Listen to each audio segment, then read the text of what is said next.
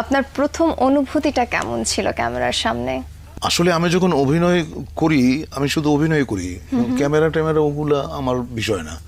ওগুলা এখন শামীম সাহেব বসে আছে, ও এখন সুইচ করছে, ওটা ওর কাজ, ওটা আমার কাজ না। আমার কাজ হচ্ছে তোমার সঙ্গে কথা বলা, আড্ডা মারা। আচ্ছা, ঠিক আছে। এবং আমি আড্ডার মধ্যে অনেক প্রশ্ন করব, আপনি কিন্তু বিরক্ত হতে পারবেন না। না না না, বিরক্ত হবো না। কি যেন নাম তোমার? আমার নাম মুনমুন। হ্যাঁ মুনমুন, নাম বিরক্ত হবো না। আচ্ছা, তো একটা প্রশ্ন এখন একটু আমি একটু আপনার থেকে সাহসটা নিয়ে কিন্তু করছি, আপনি রাগ করতে পারবেন না। না। আপনি ধূমপান কেন করেন? আমি এনজয় করি। কিন্তু এটা যে ক্ষতিকর এটা তো আপনি জানেন। হ্যাঁ জানি। মানুষ অনেক সময় ক্ষতি জেনেও তো করে, অনেক কাজ করে না। সেটা কখন করে মানুষ আপনার মনে হয়? কিছু কিছু জিনিস মানুষ ভালোবাসে।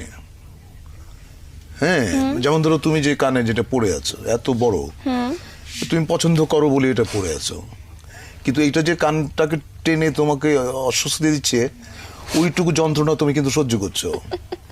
তো ধূমপানটাও অনেকটা ওই রকম।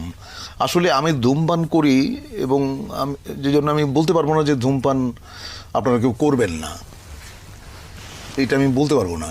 আমি যেদিন ধূমপান ছেড়ে দেব সেদিন হয়তো সবাইকে বলবো যে ভাই ধূমপান করবেন না, এটা স্বাস্থ্যের জন্য, স্বাস্থ্যের পক্ষে ক্ষতিকর। আমি জেনে শুনে তারপরও কি আমি ওই ক্ষতি যেটা করছে, আমাকে ধ্বংস করছে যে জিনিসটা ভেতরে ভেতরে, আমি তাও কন্টিনিউ করে যাব?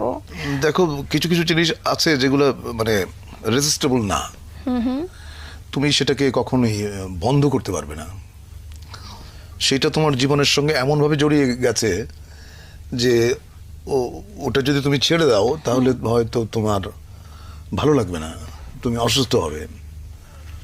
আর নিজেকে ঠকানোর তো কোনো কারণ নেই। তো আমি আবারও মাপ চেয়ে নিচ্ছি, এত বড় বড় প্রশ্ন করে ফেলেছি। তার কারণ একটাই, যে আপনাকে আমরা খুব পছন্দ করি আর আমরা চাই আপনি যেন আমাদের মাঝে অনেক অনেক দিন বেঁচে থাকেন সুস্থভাবে।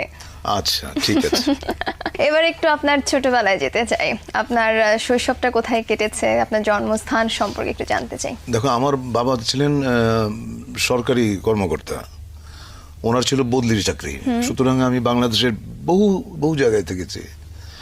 আমার বহু এলাকার সঙ্গে মানুষের সঙ্গে বন্ধুত্ব হয়েছে এবং ছোটবেলায় আমি খুব দুরন্ত ছিলাম, এখনো বোধহয় দুরন্ত।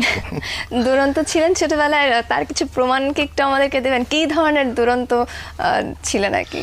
আমি অত্যন্ত কৌতূহল প্রবণ, এখনো তাই, এবং সমাধান না পাওয়া পর্যন্ত আমি একটা জিনিসের পেছনে ছুটে বেড়াতাম, এখনো ছুটি।